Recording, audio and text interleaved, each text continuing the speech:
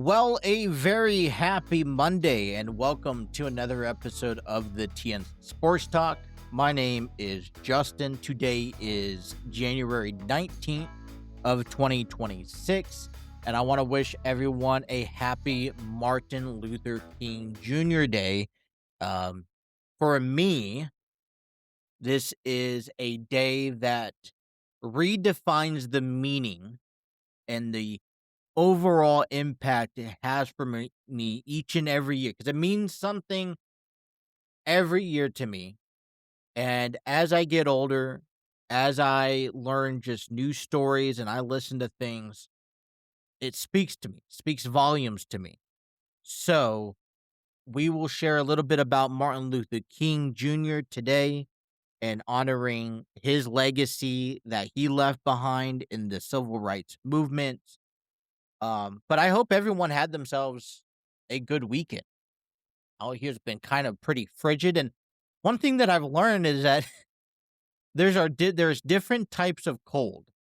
Um, there is a cold where it's breezy, and so it's more tolerable if you are layering up. You know, I this morning I helped my wife get to go down to the car with our son. So he could go to daycare, she could go to work. And it was really breezy outside.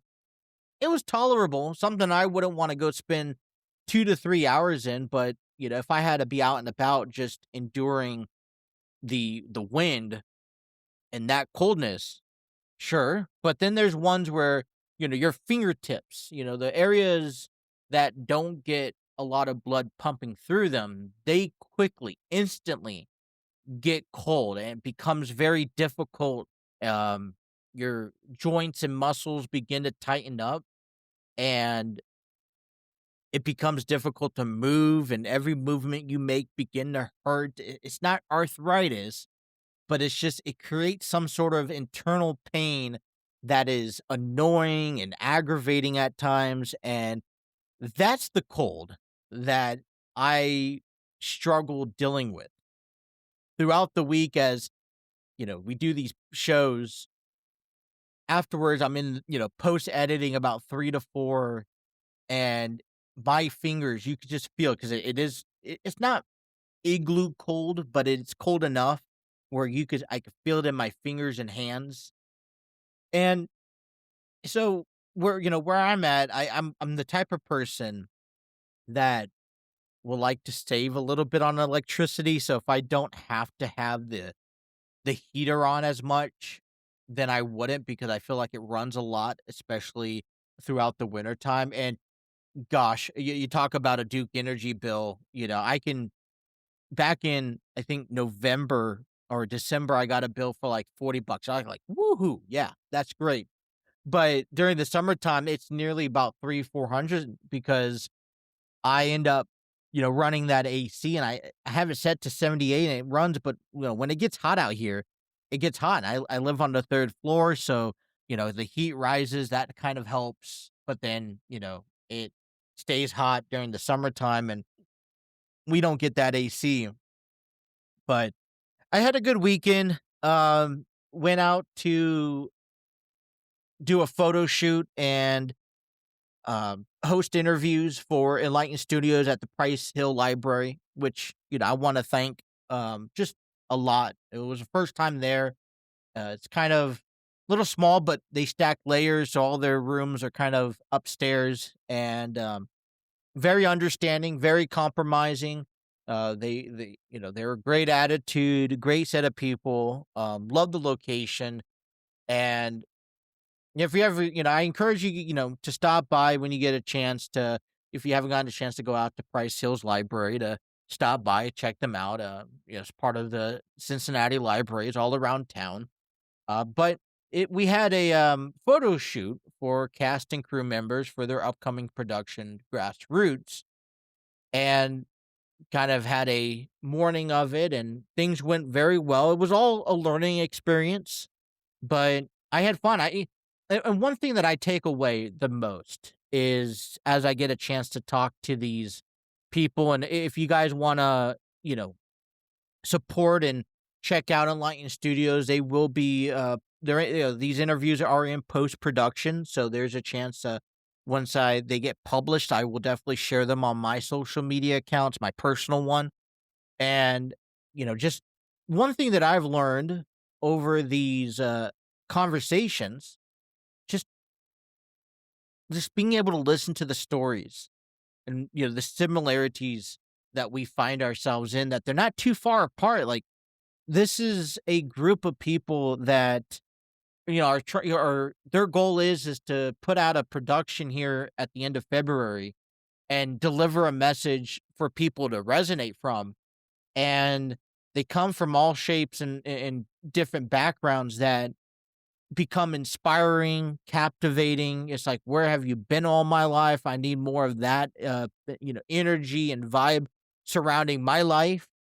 And so, you know, just the things that I could take away from these people during the interviews, in between the interviews, getting the chance to talk to the kids that were going to put, be in the play. And it was a fun time. And then, got a chance to come home, watch some football, and Sunday went out to church, watched some football as well. And it was just more of a reset, relaxed day, getting content on, which I'm going to have to do a separate video. So if you guys are watching the content on our YouTube channel, stay tuned for a separate video that I have coming up here in a couple weeks. Still working out the kinks to my next project as we head into 2026. But it was a good weekend, and I had a fun time. You know, life's too short to have negative weekends. Life's way too short. If we're having aggressive weekends, then we're living life all wrong. We're going around the track one time. Once it's done, it's done. We don't get that second chance. And so I choose every day. Okay. And I apologize for being religious here for a moment on our podcast, but I choose every day to wake up and thank the Lord for a blessed day, whatever he decides to give me, and to provide me the nourishment and the strength to give everyone my best out of that day. It's not going to look perfect. It's never going to look perfect. And I will admit to that I have better days and I have bad days. And surely there's times where I feel like those bad days are in full control. But, um, that's something I live by. And that's kind of helps me power through, and it kind of helps me set that tone, because if I receive that positive energy, I receive that faithfulness, it's only my right to be able to give that back to you. And that's the way that I want to be perceived as someone that was in a positive mood, being able to leave something better than the way I found it, and just give you my absolute best. So, today's sports conversations is going to be about the Cincinnati Reds. We'll talk a little bit about the Redfest. There was a article or a statement out that was made by Nick Kroll over the weekend about Elly De La Cruz and a contract extension he declined last spring. So we'll talk a little bit about that. We have reactions for the divisional round over the weekend, 4 games, and we do have the AFC and NFC Championship matches set. I'll also preview and recap WWE, as, let's not forget, Raw is on earlier today on Netflix. So by the time of this recording, Raw is not currently taking place. By the time of this publication of the recording, Raw has already surpassed. So we won't cover that until tomorrow. The reason why I say that is because we normally try and preview Raw before heading into the show, because it's on Netflix at 8:00. But they're out there in international territories, and they're currently in Berlin, I think Ireland, tonight. And those because of the time changes, they take place earlier in the day. So today they launch at 3 p.m. Um, so I'll be able to watch it, but we're just not recapping it because we've recorded it. We recorded to this episode earlier in the day. So we'll give you a preview. We'll, recap Raw as they had qualifying matches, and we'll kind of set you the tone for the weekend, right? Coming up later this week, I'm expected to give you guys my top 5 female wrestlers from the WWE in 2025. Just like last week, I gave you my top 5 male wrestlers from the WWE in 2025. So we do have a compact show for the next, I'm going to say 50 minutes here. Today, we honor Martin Luther King Jr., who lived from January 15th, 1929 to April 4th, 1968. He was an American civil rights activist and a Baptist minister who was a leader of the civil rights movements from 1955 to 1968, advancing the civil rights movements for the people of color in the U.S. through the use of nonviolence resistance and civil disobedience against the Jim Crow laws, participated and led marches for the rights to vote, desegregation, labor rights, and others. 1955, he was part of the Montgomery bus boycott. He was the first president of the South Christian Leadership Conference. And in 1963, he also was part of the March on Washington, D.C., where he was knownly famous for his I Have a Dream speech. His achievements pivoted against the legislative gains of the Civil Rights Act of 1964, Voting Rights Act of 1965, and the Fair Housing Act of 1968.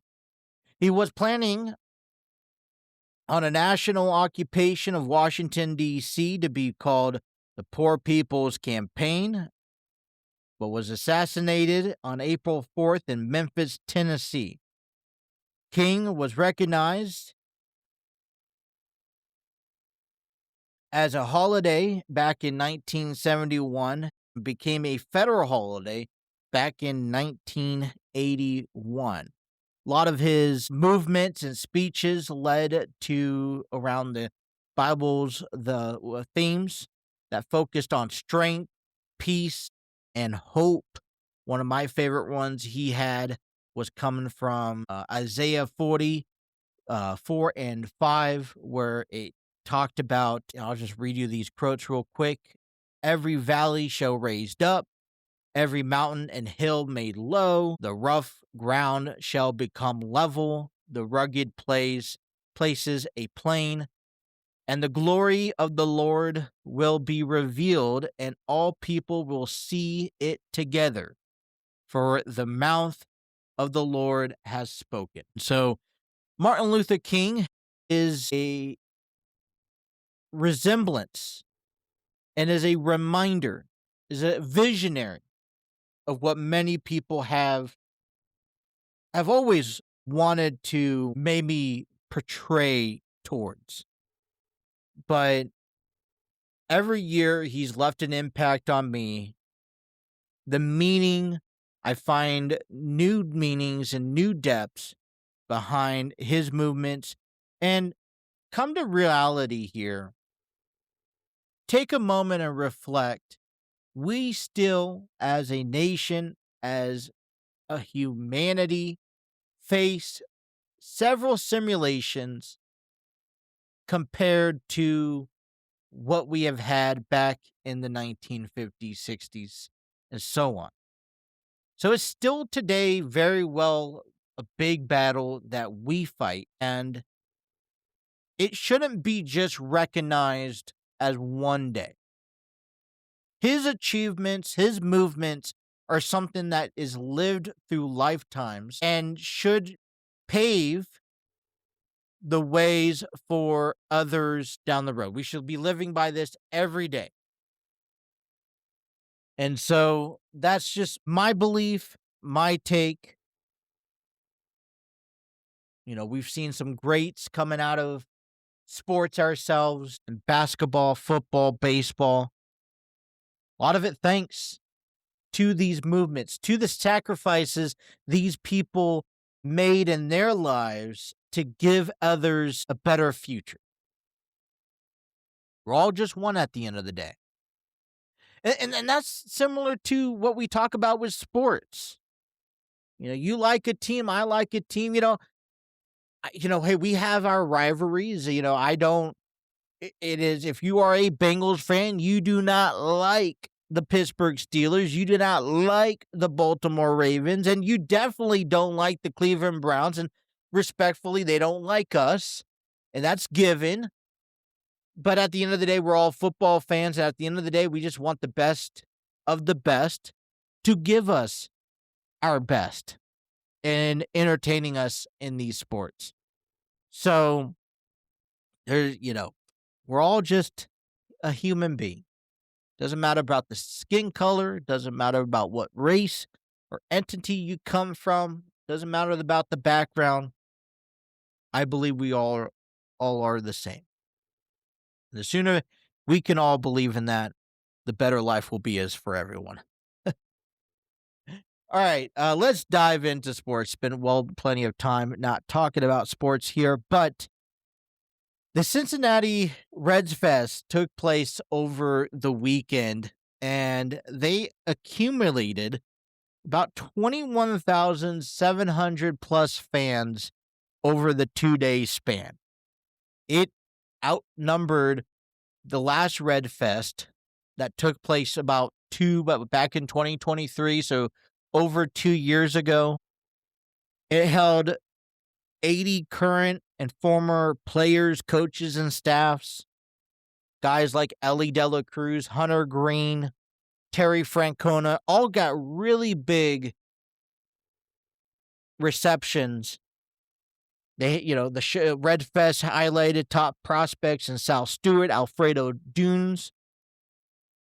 It also kicked off with some roster moves with Gavin Lux, as we talked about, being dealt to the Rays, and we received Angels pitcher Brock Burke in strengthening our rotation.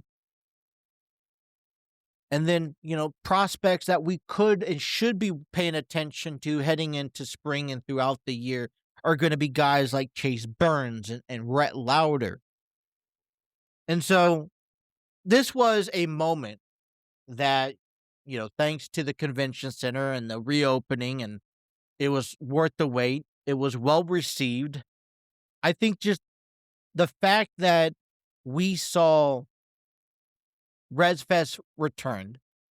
If this was an everyday year for the last 10 years, maybe it kind of mellows out. We see maybe, 18,000, about the same number we saw a couple years ago. You got to remember, back in 2023, we're just 2 years away from COVID, and we were just, I think people were, and we weren't at a winning place in the league, trying to still figure a lot of that stuff out. So there were other better things. Plus, the Bengals were in the playoffs around that time as well.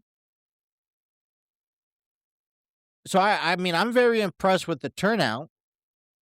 But, this is a team that's coming off of an 80-plus win. We should be excited for the Reds and thrilled. And, I most certainly missed an opportunity, and I want to plan on going next year, and that's what my goals are for next season. They come up so quickly at the beginning of the year. Like, I still recover from Christmas shopping in January, and it's kind of like, well, I had to sit on my hands and just wait for tax returns in like April, right, before spending, before finances really just get back to the positives. And it sucks because, Redsfest happens in January because they have to go to Arizona for spring training in February. And That window of opportunity, it's about 25, $30 a person, and it can get pretty expensive when you have a family of 5, 6,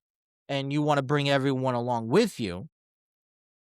But this is a moment where we should be glad and for the turnout. Despite the Gavin Lux trade, which I think is a positive deal, I have to look at the positivities. There's high expectations for guys like TJ Friedel and Will Benson. And, we may not have the Los Angeles Dodgers roster to be excited about. We may not have gotten Kyle Schwarber in the offseason or picked up Ketel Marte in a trade or, was able to sign a Cody Bellinger or a Kyle Tucker. But the Reds are focused. We know where the Reds are focused. And I think it's for us to think that they could do anything else is just a surprise. And maybe we had that hope that quickly told us otherwise. But these events, showing up and showing out to these events is what's going to spark this team's commodity. And hey, we have a fan base back in Cincinnati that believes in us winning, and we can improve from how far we went just last season. And when you look at it, and we'll have these length discussions in February, but I look at this as these opportunities that we need that the organization needs to capitalize. I think we have a good head coach. I think we have a good infield. I think there's a lot of room for growth in our outfield. I'm interested, new location, new opportunities. I'm interested to see how these bats play offensively. Terry says fundamental baseball. We're not going to be aggressive base running, and that's fine. Well, let's get on base and let's drive these people in. I mean, I've seen the Guardians. I've seen the Cubs win World Series. I've seen the Royals win World Series, and they didn't have no Giancarlo Stanton or Aaron Judge or Mookie Betts on their team. They were able to do it by simplifying their fundamentals and just playing baseball, getting on base, advancing the runners, scoring them in, after being in scoring position, and just building up points that way. This is also now supported, which I believe is probably one of our strongest rotations in quite some time. Hunter Green, Nick Lodolo, Andrew Abbott, Brady Singer. Those are 4 solid guys that I wouldn't mind, or I even have the confidence throwing out there every 5 days where, maybe a year or even 2 years ago as rookies or as we were shifting gears and making changes, these were players that I question. And I remember when this all started with Hunter Green and Nick Lodolo, 2 young guys coming up, needed experience, but were left to kind of hold this rotation together. And then the rest of the rotation was just a hit or miss. I did not feel confident that our team defensively in the pitching matchups were capable of giving us a solid ball game. And that was scary. Those were a lot of scary days. Well, now we have not 1, not 2, but 3 to even 4 guys that you feel comfortable with going out there every 5 days. No, they're not going to be perfect, but I'd take them over a lot of other pitchers any day of the week. Then, look at who we have to keep an eye out. Rhett Lauder, Chase Burns. Now, given respect, we saw a little bit of Chase Burns last year. I think he's going to be on inning limitations this year. Rhett Lauder, I'm interested to take a look at. But for an organization that focuses on pitching and depth of the bullpen, you have to say we made some improvements. Emilio Pagan as our closer. We have an actual closer for the season, pending as long as he stays healthy. It's great. He's our setup man. He's not our setup man. He's our closer. He's not going to be in and out of roles. We know where he's going to be placed at. That's coming into spring training. We have setup guys and Pierce Johnson and Caleb Ferguson, which, let's, by the way, Pierce and Emilio have great chemistry together. They're good friends, and that's what lurked Pierce Johnson to signing with the Reds organization. You got Graham Ashcraft back, which, with Tony Santillan. Yeah, Brock Burke also in the mix. And so, yeah, we do have some slots we need to fill. Create some challenging opportunities for our depth down there in the minor leagues this year. But when was the last time you felt confident in our 7th, 8th, and 9th guys? And then, even if you had the 7th, 8th, and 9th, did we have any more on top of that? Tony Santillan and Graham Ashcraft are guys that I feel comfortable. Now, I could talk about it because they feel comfortable on paper for me, but it's the next thing of going out there and executing, because I have also seen, and I don't want to be a Debbie Downer, but I've also seen this bullpen give up some very good games early on. So I've seen pitchers, our starters, go lights out, give you 5, give you 6 shutout innings, maybe living up a 1 run. And then when our bullpen takes over, it's, I want more consistency, knowing that we're going to get a solid outing out of these guys, because I've seen too many times where we get to the bullpen, we have a 3-run lead, and then a 7th or 8th inning gets out of hand, and we end up losing that lead, ultimately losing the game. So, how do you feel about these Reds? I'm excited. I think Redfest was a good reminder for Cincinnati, a good reminder for Ohio, and for the National League Central, and for the organization to say, hey, we are ready. We're not going to be lights out $100, $200 million into salary cap, but we are ready with what we have and who we have. And who knows? Between now and the start of the season, there's still room for improvement, and maybe, just maybe, the Reds find a way to bring in somebody else. I was taken away by Gavin Lux. Not so much because of the deal itself, but just the fact that there was a move that was made. Over the weekend, Nick Kroll was talking to MLB, and he shared a story about the Reds offering Elly De La Cruz a contract extension last spring. And Elly De La Cruz ended up declining that contract. And it kind of made wave lines over the week, and I wanted to talk a little bit about that on the program today, because I think it's a big deal, because this, according to Nick Kroll and what he said on Major League Baseball, the deal was to surpass Joey Votto's 10-year, $225 million contract back in 2012. It would have made Elly De La Cruz one of the highest players in Reds history overall. And I think the timing of this information being released kind of gave me a scare. When I first heard about this, I thought it was something that they just offered him this year. No, it was last season.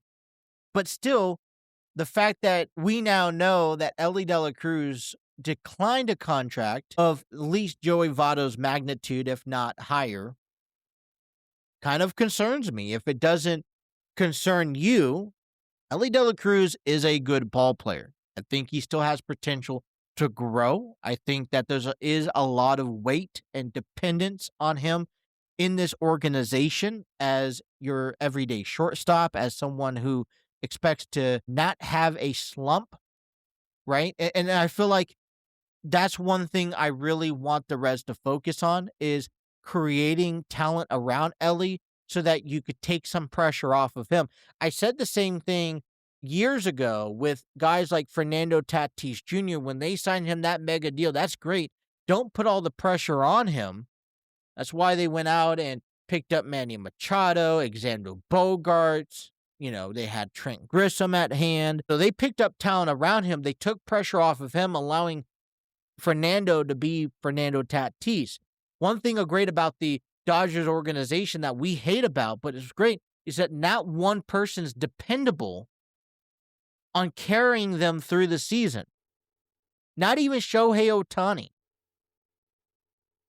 You have such a stacked roster and lineup. Kyle Tucker, Max Muncy, Mookie Betts, Teoscar Hernandez, Shohei Ohtani. Just to name a few, that you don't have to feel the pressure that hey, I got to be active, I got to be playing, whether I'm hurt, whether I'm sick, it doesn't matter. I got to be there. I don't, that's how this Dodgers organization's built on. And it sucks because, and I'm sure you ask all 29 of the ball clubs, they would love to have a roster like the Dodgers. They would love to have the financial expenses like the Dodgers and not have to worry about anything. But the reality is they don't. And so a lot of these teams do rely on 1 to 2 players that showcases what their organization's about. They built around this organization, and they expect them to show. They put the pressure on them. Now, a lot of players can handle it. A lot of players can't. I'm not saying Elly De La Cruz can't handle it. What I'm saying, though, is that, in order to keep Elly De La Cruz happy, it may be convinced of, hey, do you want to stay in Cincinnati? You got to show us and show him that we're making that progress moving forward. And, Elly De La Cruz turned down the contract. I don't think it comes by surprise because you see ball players today. I mean, especially what took place last week with Kyle Tucker. Bo Bichette went over to the Mets, signing a good deal. You got to envision if Elly De La Cruz is a free agent in the upcoming years, what does that contract look like for another organization? Could Cruz be a possible Dodger in the upcoming 2 to 3 years?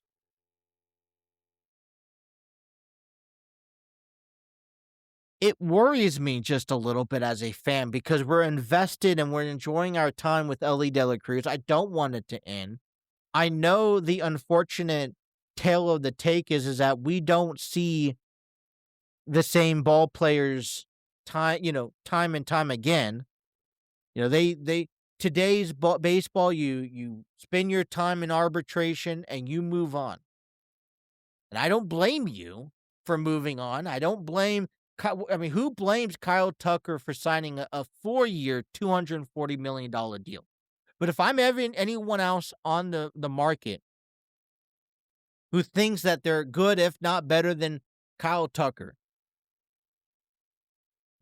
how do you think you are well received and you should be making in the upcoming year? Cody Bellinger is still a free agent as of this podcast episode. I don't know what's happening later on today. But my point is that he's probably thinking back and, hey, what can I get out of this? I want a short deal, but I want the most money. Can I get something close to Kyle Tucker? And you ask yourself, any other organization doesn't give you any of that.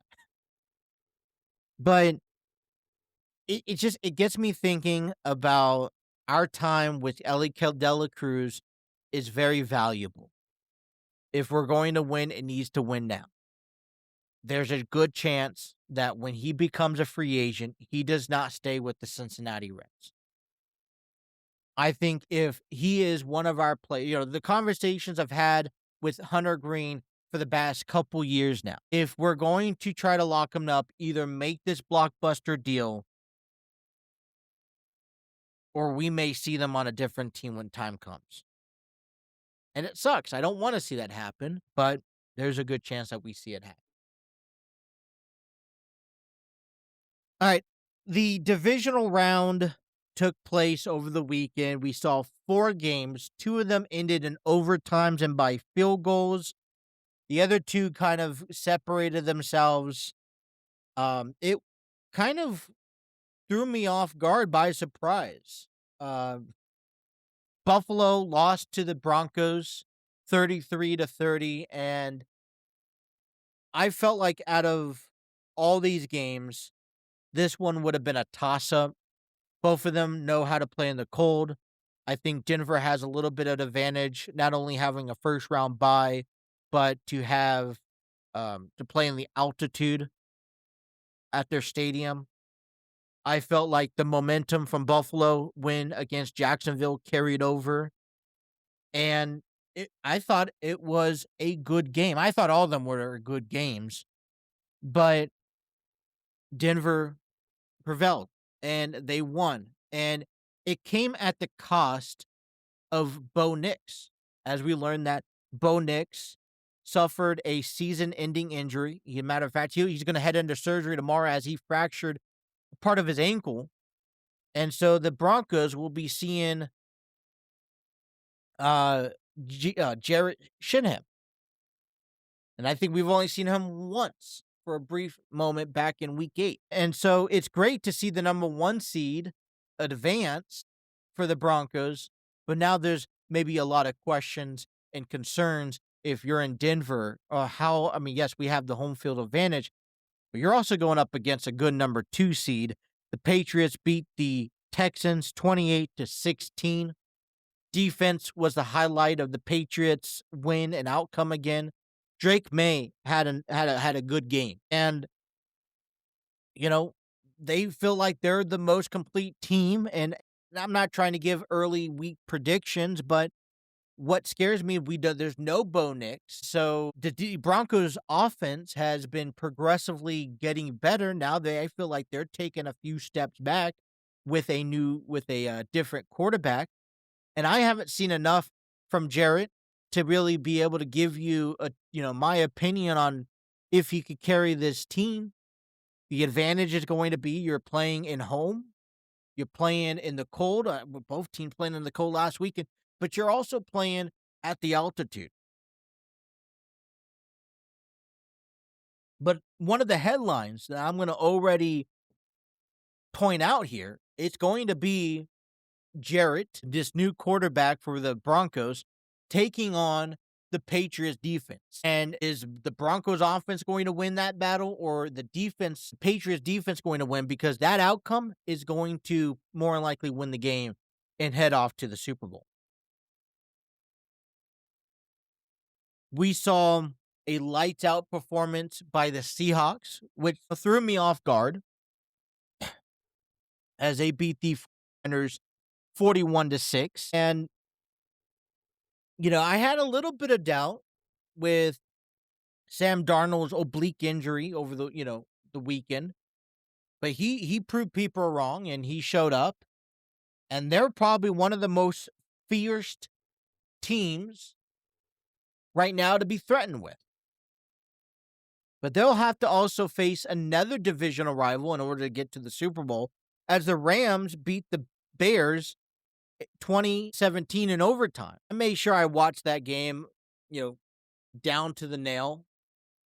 Boy, I tell you, if the Bears would have won, I would have sat here today and said that the conversation of who's going to be MVP would have to include Caleb Williams. I don't know what it is, but he likes that near corner end zone, because under pressure with his back up against the wall, he seems to always find a way out to that near corner end zone and connecting with somebody for a touchdown. He did it again late in the game. It was 4th down. They were on the 20, inside the 20. He gets pressured back to the 40, lops it up in the air, and there's a receiver there to catch it to tie the ball game. But this is also a learning quarterback. This is his sophomore year in the NFL. He's really showcased definitely some great intentions, and this is a supportive compliment to the Bears and to Ben Johnson and to Caleb Williams heading into next season. Just don't let up. You're there. Experience will carry you. Caleb Williams learned the hard way with some experience. It went back and forth into overtime, and an interception is what gave the Rams the advantage to run down the field, kick the field goal, and win the game. And so for me, there was a lot of great takeaways. I think are takeaways to look positive. If you're the 49ers, think you ask yourself, how can I improve? How can I, it was a tough division. It was a three-way tie throughout majority of the year with the Rams, Seahawks, and the 49ers. And maybe injuries prevailed for the 49ers, but it kicked off that, and you could tell immediately in Seattle, based off of that particular opening play where it was a kickoff return to a touchdown, you could tell that the Seahawks were there. And the Rams are going to have this big challenge ahead of them because you think the Seahawks are going to let that up. No, they're going to keep on that gas pedal right there, full throttle down. And they have the fan base. They have the stadium to support it. And it's going to be another, Rams are going to have to overcome another option. So think about this. Broncos, Seahawks, Patriots, Seahawks in a Super Bowl. Think about the Rams, Broncos, or the Rams, Patriots. I was taken away a little bit from the divisional games, and what I saw, I like the Patriots and I like the Seahawks. I like, it's not about Sam Darnold. It's about everyone else around him. Seattle is winning via team. And the Patriots are also winning via team. Drake May, he's not the only one who has to stand up and take that possession. He's capable of, he has a good defense to support him. And those are right now, as of Monday, as my instinct, my first reaction to the divisional round results, I'm thinking Patriots, Seahawks. So what do you guys think? Let me know. Before we get into our wrestling conversations for the day, we preview Raw and recap SmackDown, I wanted to take this moment and talk about Enlightened Studios. As I mentioned at the beginning of the podcast, they had a photo shoot over the weekend. They're getting ready for an upcoming performance that I'll talk about here in a moment. But in February, they have a Valentine's Day weekend edition of what they call Paint and Pastries. It is a session where you can enjoy sweets along with painting from 6 to 8 p.m. on February 13th at the Artsville Theater. You don't have to be experienced. It's great for just an average night out. If you like painting, you want to see some local artists and gain some tips and thrive in that field, this is a fun, relaxed session. It's great for parties. It's great for groups. They do private sessions, but they host an event each and every month. Their first event of the month coming up on Valentine's weekend, February 13th, and tickets are available. I will have the link in the description below. Make sure you get your tickets there. Also, Grassroots. It is a theater production set back in the 1950s, where a family is followed, 3 families are followed about when they deal with truths and neighborhood drama that lurks back in that time frame. And I encourage you guys to get your tickets. It will be at the Artsville Theater in Cincinnati, Ohio, February 28th through March 8th. Get your tickets today. 8 shows, 8 performances, and it's just one of the performances that Enlightened Studios starts off with for 2026. Also, like to invite you out to, while you're there, to follow Enlightened Studios social media accounts. They're on Facebook, Instagram, Twitter, and TikTok. Also, as they begin process of growing on YouTube, they have launched a podcasting channel called Light in the City. A link will be provided below, where hosts like myself and Brittany Brown, a content creator, provides weekly episodes for you. I have a weekly episode called The Enlightened Express, releases every Monday at 5 p.m., where we give you content relating back around to what's going on with Enlightened Studios. In our latest episode, we are honoring Martin Luther King and the impact that he has left on Cincinnati performing arts and more. So check out that latest episode. You could also check out Brittany's the latest podcast this past Wednesday, where she shared the stages you never expect, Cincinnati's most unexpected performances and spaces. It's about a 6-minute video episode. You can listen to it on Spotify, Apple Podcasts, Google Podcasts, iHeartRadio, anywhere you get your podcasting needs from. Check us out. Follow us. Don't miss a single episode. We much appreciate it. SmackDown was on last Friday night, and although they are in international territories, it's on USA Network at 8 o'clock. The event took later on in the day.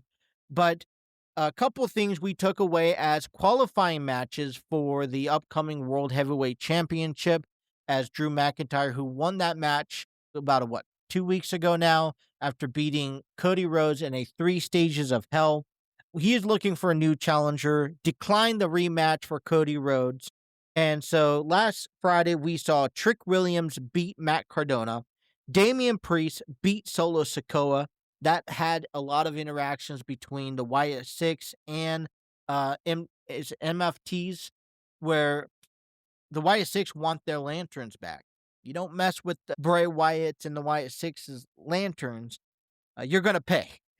With all the commotion there, Damian Priest was able to pick up a victory, and Sami Zayn defeated Ilja Dragunov in single competition.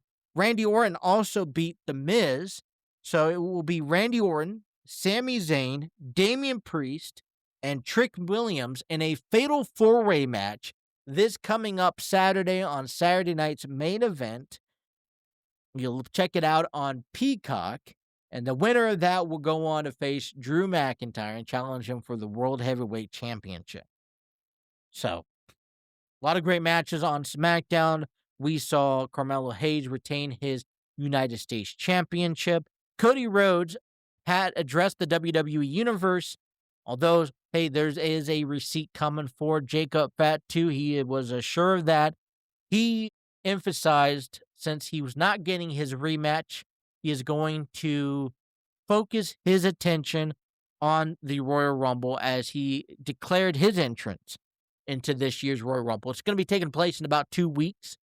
And the winner of the men's Royal Rumble and the women's will go on to main event at WrestleMania and challenge a champion of their choosing. Cody Rhodes is determined to win the men's Royal Rumble match. And if you don't know that Cody Rhodes has won back-to-back Royal Rumble times over the last 2 years, he looks to do that again this year.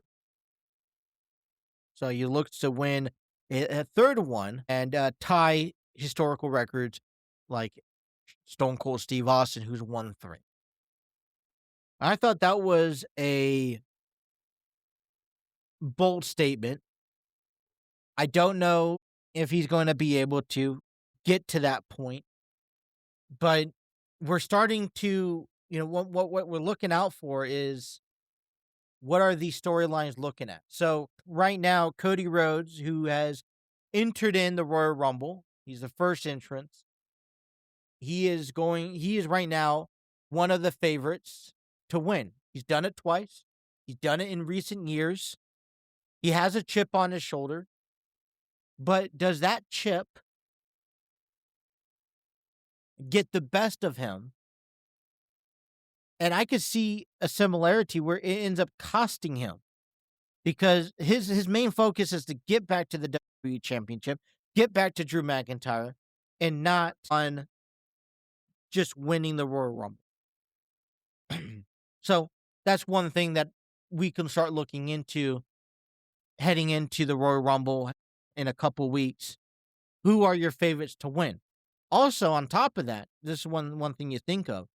Jacob Fatu, who now he has indicated he wants to give a receipt to, which in wrestling terms, he wants to pay back for costing him, because Jacob returned in the 3 stages of hell match, cost him the WWE Championship. He wants to return the favor, and you have it coming.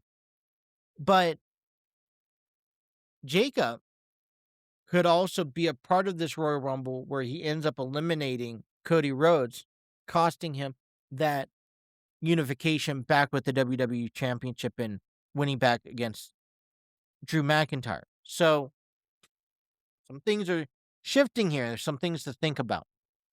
One thing we'll talk later on this week is who has a chance of winning that fatal four-way and being Drew McIntyre's first challenger.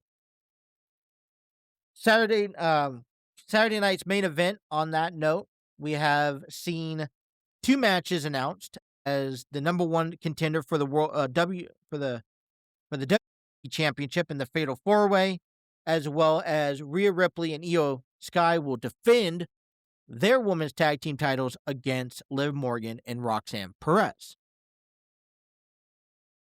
Tonight on Raw, we'll be at Belfast in Ireland. The start time is at 3 p.m. Eastern Time. As I mentioned, by the time this episode has launched, it's already taken place. We'll have to talk about it. But we'll talk about tomorrow because the big headline from this event on Monday Night Raw earlier today, Finn Balor versus CM Punk for the World Heavyweight Championship. This is Punk's first match or first title defense since beating Braun Breaker and defending that title just a few weeks ago. We also see this is the first time that Finn Balor and CM Punk will face each other in the WWE. Then also earlier today, the Women's Intercontinental Championship between Maxine Dupree and Becky Lynch. Becky Lynch beat Maxine Dupree for the title, and in a controversial ending, and Maxine will get her rematch today. But man, another week of sports has come and gone. For me, February 9th is marked on the calendar. Pitchers and catchers report. It is, full sales ahead, baseball season. Let me just take a moment and revisit back the deal with Kyle Tucker. Like I said, I don't blame him. I don't personally think he's worth that much, but I don't think there's any other team that would be able to offer him that short term of a deal at that great magnitude. And, sure, the Dodgers need a Kyle Tucker and an outfield. They needed an outfield. They went out, they got an outfielder. And, this really, a lot of people, I know myself, as the reference, and I got to use the same reference as everyone else has used. The Dodgers are the Darth Vaders of the baseball today. The Patriots wore that mask and that cape back in their dynasty. But the Dodgers are just, if you don't hate them now is the time to hate them. It puts a chip on their shoulders because they invested $240 million into Kyle Tucker. They invested $60 million into Edwin Diaz. And these are guys that are really talented guys. And the concept is for the Dodgers to go back to the World Series, win 3 times in a row, which they're almost already proclaimed division champions. And, we'll see what the postseason offers. But, we would now, the thrive and the aspirations of being in that team to dethrone the Dodgers this year just has leveled up. And I feel like, all right, no one can compete themselves or compare themselves to the Dodgers, even if they want to try it. They can't, or also lose every single time. They're not the pivotal way. They're not the team that you look towards all right, this is what a winning organization's all about. They're just, hey, we're better than you. And that's all that is to it. So, I look at it, and it's, for me, if I was a free agent that just got that, and I saw this deal, and I know spring training is underway here momentarily in a couple of weeks, I have to look at it 2 ways. One, I want to sign with the deal. And we saw Bo Bichette sign a deal with the New York Mets, which shocked me. I thought he was going back to Toronto. We saw JT Realmuto re-sign with the Phillies. But if I'm a free agent out there, by any means, Rhys Hoskins, Cody Bellinger.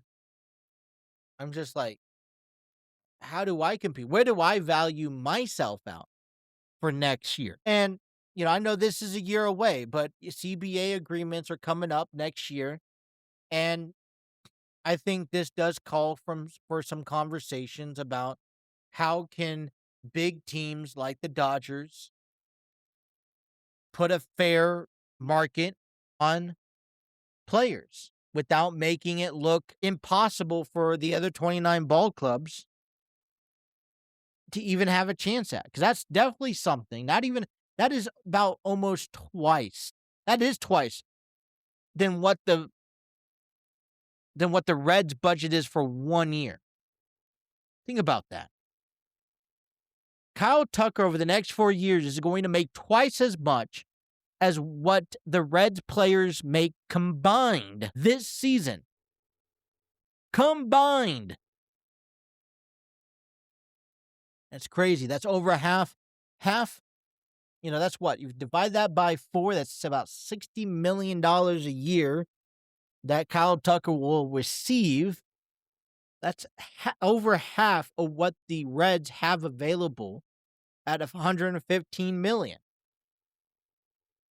Also in the NFL, Bills, after a loss, have decided to fire Sean McDermott, ending a 9-year run, again, failing short of the playoffs. Doesn't come by surprise either, because I've looked at this, and it's something that we could talk a little bit more in length, but if you see the pattern this year, it seems like there's a shift in coaching, as there's also a shift in football. Not only have we seen the Kansas City Chiefs not make it to the playoffs, we've seen the Eagles eliminated, now the Bills. Think about this, the Bills didn't have Kansas City or the Bengals in the playoffs. They were actually one of the most favored team to win the AFC Championship, and they had a clear opportunity, and they failed again. And so, the Bills are the same scenario like the Steelers, like the Ravens. You're a good team, like even the Packers. You're a good team. You're a team that should be winning. We've given you year after year after year, and this is all we get. We always come up short. And so something has to be done. And while Josh is not getting any younger, and he's not getting any healthier because he's been banged up, the Bills have decided to move on from their head coach, seeking out new head coach and a possibility to help this team out. So just to add another team who's looking for a head coach this year, a shakeup in the NFL is what we're seeing. And trying to understand all that as it happens can be a little bit differently. All right, what to expect upcoming episodes this week. I know on Wednesday we will be giving you our top 5 female wrestlers for 2025. We will give you our predictions for the AFC NFC Championships on Sunday. We'll break down some other news and all that stuff going throughout the week. But that is all the time that we have for you in today's episode. I want to thank everyone for tuning in. Please be sure to head over and follow us on our social media pages. They will be provided in the links below. Facebook, Instagram, TikTok, Twitter, you name it. We are on it. And support us. Get involved into the conversations. Reach out to me directly and have these conversations. Maybe be a future guest on our show. I would love to have a conversation with somebody about sports. If not, be sure to like, share, and subscribe us on our YouTube page. If you're on our YouTube page, please just stand by. I got some information about the channel and the direction that we have for 2026. I had to think about some things, but along with this podcast, we are throwing in some other things that we have some plans for this season. I'm excited about it, and it will be in an upcoming video that's separate from this podcast. We keep those two things separately. Also, you guys could download us and listen to us on the road, in the car, at work, at the gym, wherever you guys get your podcasting needs. Spreaker, Spotify, iHeartRadio, we are on it. The TNC Sports Talk is available everywhere you could possibly think about it. And if we're not, hey, reach out to me. Let me know, and we will try to get on there. So, All right. I hope the week is started off great for you. Happy Martin Luther King Day. I hope everyone had a great day. Stay warm, stay safe. And until tomorrow, you guys enjoy the rest of your evening. That is it. You guys have a good one. Take care.